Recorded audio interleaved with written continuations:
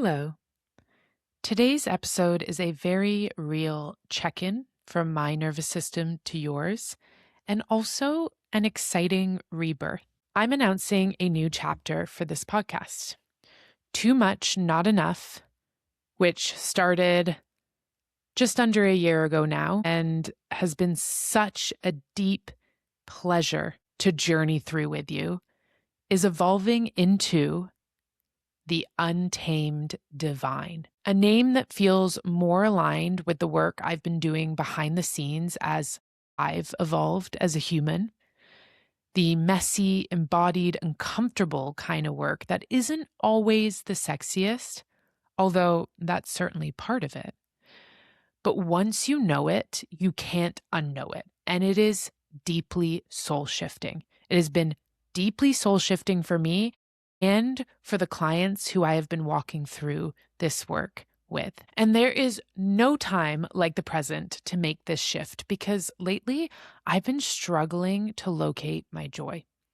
Between client breakthroughs and personal unravelings and the heaviness that we are all feeling in the world, I have been asking myself a lot, what am I really here to say? Does what I have to say matter? And most importantly, how do we keep showing up for one another when life feels impossibly tender? So this rebrand isn't just about a new name and pretty cover art, although the cover art is really pretty. Check it out. It's about reclaiming what it means to live, lead, and feel from your full self. Because when women remember the magic of who they are, the world changes. Life rearranges around them and it nourishes their communities. We need more leaders who are in touch with their untamed divine feminine than we ever have before. And that is one thing that I am absolutely certain about in this sea of uncertainty. Welcome to the Untamed Divine, the podcast helping 6- and 7-figure female leaders understand how chasing success is causing anxiety and self-doubt, and how awakening your divine feminine energy will reignite flow, abundance, and ease, making you feel excited about life again. I'm your host, Hannah O'Donovan, former overachiever to prove my worth kind of gal turned channel, nervous system specialist, and activator of the Untamed Divine Feminine. Let's get into it. In this episode, you'll discover what exactly is the Untamed Divine Feminine and what does this evolution mean for you? How do we stay human and hopeful in the face of overwhelm, burnout, and existential heartbreak? And the embodied shift from thinking your way through life to feeling your way through it, which is an absolutely essential part of remembering your untamed divine feminine. So I was texting with a friend the other day. She asked how I've been, and I said, not bad. The renovations are almost done, so hopefully we'll be moving into the house next month. And we went to Cayman Islands over the holidays, which was nice. But what I meant was I'm struggling. Being human feels incredibly raw right now, and I'm finding it hard to locate my joy. I'm missing the armor I usually use to face the world, and I cannot stop thinking about Greg, a neighbor that I met for the very first time on Saturday night as we stood in the frigid temperatures at the bottom of our street. We'd both just been evacuated because his house had gone up in flames, and he could not understand what just happened. It all went so fast. And as I looked into his eyes and tried to offer some modicum of comfort in this moment, I felt it so deeply.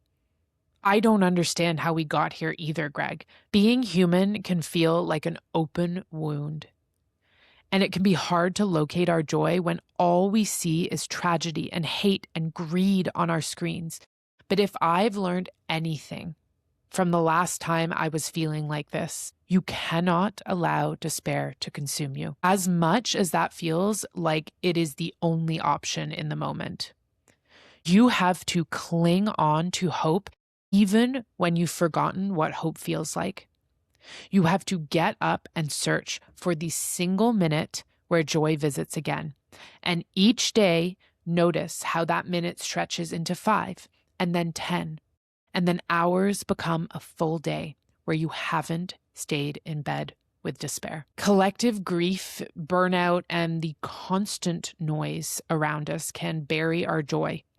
It's not hard, but joy is resistance in these times. And with joy comes hope, and with hope comes change. And that's why, despite a lot of self-doubt creeping in recently, I am more committed than ever to guiding women back to the magic within so that they can remember their own immense power, which society has conditioned us quite conveniently to forget, and lead their communities back into divine love, leaving the legacies that they are meant to on humanity, new legacies, a new future. So on that note, what exactly is this untamed divine feminine that I keep talking about? I define the untamed divine feminine as the part of you who has always existed before conditioning taught you to be palatable, productive, or pleasing for someone or something outside of yourself. It's your natural state. When the body feels safe, when your nervous system is tended to, and truth is no longer something that you negotiate externally. It's when desire calls the shots rather than duty. Because for women, duty is often what drives them forward. Desire is where the real magic lies. And when I talk about the feminine here, I want to be very clear in case you're a bit confused. I'm talking about the feminine as it relates to a frequency, to an energy, not to a gender. We have both feminine and masculine energy inside us as human beings.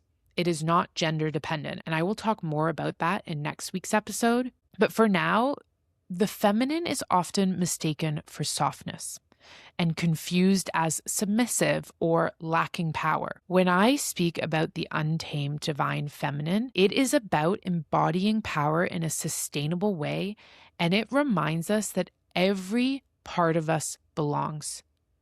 There are no parts of us that we need to hide or tame or make palatable for those around us. The pleasure and the grief, the rage and the tenderness, the devotion and discernment, inner power and deep rest, community, self-nurture, those are all parts that need to be expressed. All of it is necessary. All of it is how we become the most powerful versions of ourselves. And at its core, to actually embody the untamed divine is to stop overriding yourself, to stop overriding your rage, your pleasure, and most importantly, your inner knowing. A woman's inner knowing is unbelievably powerful. But over our lifetime, it gets conditioned out of us to listen to that inner knowing to a point where, for me, I couldn't even hear it anymore.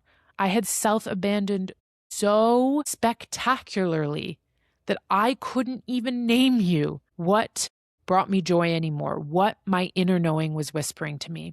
And it took time to journey back to that. Now she is a very loud and insistent talk track in my life, which I am deeply grateful for. Remembering your untamed divine feminine is the shift from asking, is this acceptable, to asking, is this true? We are no longer asking for permission. We are no longer asking if you are comfortable with how I feel or what my truth is saying. We are asking, is this true? And then, if it is, how do I move from this place of truth? When we truly embody this archetype, our lives reorganize around authenticity, and obligation transforms into choice. And I want you to really, really hear this part, because sometimes when we talk about these types of things, this pressure creeps in that is something that you have to add to the to-do list to become. The untamed divine feminine is not something you become. It's something you remember. It exists in you. It is innately there. It is about surrendering and trusting to what is innately there and allowing that to lead you. And that is what this podcast is about. Remembering who the fuck you are. Empowering you to listen to that truth inside and take the pieces that align for you and bring them into your life. Because we need feminine leadership now more than ever. I have never been so sure of something in my life, and I am someone who can often talk myself around in circles about most subjects. I love nuance, but that nuance sometimes takes me in very non-linear directions. And there's something else I want to say about this because it's been on my mind a lot lately in the online sphere that I exist in, which is coaching and entrepreneurship and spirituality. I am not here to sell sexy 100K month promises, even though it feels like that's all anybody wants right now, including myself a little bit. But what I can promise you is real because I have thought about it thoroughly. I can guide you into deep, sustainable self-trust, embodied joy, and emotional sovereignty, as well as divine feminine power that leads you through all of your seasons, not just the next 6 months. Through real life, not some performative version for others, but one that your 80-year-old self can smile at, knowing that you lived fully, loved deeply, and led in a way that was true, not just successful. Because success is part of this. I'm not saying you won't be successful. In fact, you will be extremely successful, but most importantly, you will enjoy that success. It's about living a life where your joy isn't sacrificed for approval, where you listen to your body, the most advanced technology on this planet. Don't let anyone tell you anything otherwise. Women's bodies are the most advanced and gorgeous technology. It's about living a life where you didn't just make it on paper. You felt what it meant to have a full human experience while supporting your family, serving your community, and delighting in life. And because I'm not one to leave you without some practical next steps, I want to chat a bit about how to shift from thinking your way through life to feeling your way through it. Because connecting with your body, letting it lead you into the life you crave, is a foundational piece of accessing your untamed divine feminine. It's about beginning to live from your body, not just your mind. Because that is an act of resistance in itself these days. We have become so good at living from our minds and overriding our bodies, but the body is where that truth lies that we've been talking about. It's a common trap to try and think your way into clarity, peace, success. I did it for decades. Spoiler alert, it did not work. Once I started to connect with my body, well, first of all, actually just acknowledge that my body was there, but connect to my body and then actually feel what I was feeling instead of intellectualizing my feelings, finding meaning and story to connect to every one of my feelings so that I could avoid actually just feeling what was coming up, the discomfort of a feeling and being with it, that wave that rises up and washes over you. We often try to exit that experience by using our minds to think about what we're feeling instead of just fucking feeling what we're feeling. And I say it as if it's easy. It is not. But living through feeling means allowing yourself to sometimes get a little lost in the rage, in the grief, in the anger, in the sadness, in all of these parts that mobilize you into action. Because if we're stuffing down our grief, then we can't understand what is beneath that grief. And when we don't understand what's beneath that grief, we can't expect any real change in our lives, in our communities, in the world. It's about harnessing what we feel when we connect to our truth and moving through what we need to move through to clear a way, to burn down what is no longer true and make a clear path towards what is. Because sometimes that's what this requires of you. not to just keep moving forward in the safety of, if I don't rock the boat, everything will be fine, or the safety of, if I have control over this, everything's going to work out. But instead, leaning into the surrender of, this no longer feels aligned for me. What possibility lies ahead for me if I let it go? Because courage is rewarded, and it's rewarded because not everyone will do it. Not everyone will have the courage to burn away what is not true and live from what is deeply aligned for them. So when you do that, when you face the fear, sit with the uncertainty, sit with the discomfort of experiencing all parts of yourself, you are rewarded for that. But in order to do this, and I think that this is something that often gets left out of like this bigger kind of equation, because while there's a lot of discussion about nervous system regulation, about presence, about somatic awareness, I'm sure if you have been on the internet in the last 2 to 5 years, you have heard at least one, if not 1,000 people talking about nervous system regulation, about presence, about somatic awareness. But I like to use the words nervous system devotion because they land so much more for me, and they are an essential part of this shift. Because here's the thing. There is going to be a moment in your life, if there hasn't already been, where you go, okay, I can no longer exist the way I've been living. I can no longer override my truth. I can no longer self-abandon. And when you finally say to yourself, okay, this is it, I'm making a change, you basically take a leap out. Actually, a therapist described this to me once, and it really landed. Think of a trapeze artist, and she's swinging between two trapezes, like the two hanging bars. She has swung the full distance she can on one, and she has to let go of that one before she can grab onto the other.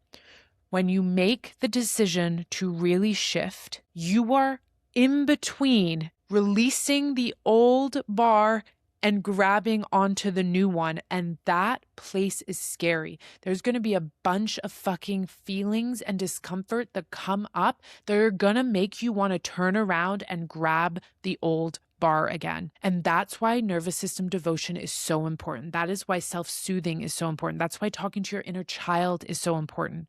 Because in order to stay the course, in order to be able to grab onto that next bar, which is your aligned future, we need to be spending time giving our nervous system what it needs to feel safe, giving our bodies what it needs to feel safe. This is an essential non-negotiable part of this. Trust me, I've tried it several times without this part. It doesn't work, unfortunately. That fear and that courage that it takes to grab the next bar and keep going requires that nervous system devotion, requires you coming up with a toolkit that will help you move through the discomfort of choosing a more aligned life. But it's not only about that. It's also about rebuilding your relationship to joy, to hope, to desire, to allowing things to flow, to surrender, to pleasure. We often forget when we are in the throes of quote unquote healing that pleasure is one of the most healing things. Play and accessing our joy is immensely healing in and of itself. So always prioritizing moments, even if it's just little pockets for now. And then, those become days, weekends, weeks that you dedicate to joy and pleasure. Something I talk about a lot with my clients is micro moments in your day. Don't try to eat the whole frickin' sandwich at once. Little bites. Pepper them throughout your day, and you will stay full. Because at the end of the day, the more in touch you are with your own truth and your own self and your own divine feminine, the more likely you are to build a legacy. Whether that's in your family, in your wider community, in the world itself. Legacies are not built from overriding or from trying to make a quick buck or from external approval. And the world does not need more women building through burnout and self-betrayal. Read Building Like Men. It needs women who are brave enough to be fully alive, to turn towards the messy, the magical, the intuitive, the fierce, the grief, the rage, and trust that their truth will bring about the change that they desire. And this podcast, The Untamed Divine, is your space to come home to that woman, the one who remembers that she's not broken, she's not hopeless, she's just a little buried beneath too many rules that she never actually agreed to. So thank you. Thank you for listening. And thank you for continuing to trust that your deepest desires are inevitable and you deserve to be turned on by your life. It's a fucking myth that we have to suffer through. Desire over duty, baby. New episodes are released every Wednesday and Sunday at 8 a.m. Eastern, so I'll see you back here very soon. Are you still stuck in the cycle of overdrive and feeling anxious even after trying things like meditating, journaling, and even resting? These tools only work at the level of the mind and can't create the safety your body is craving when your nervous system is dysregulated.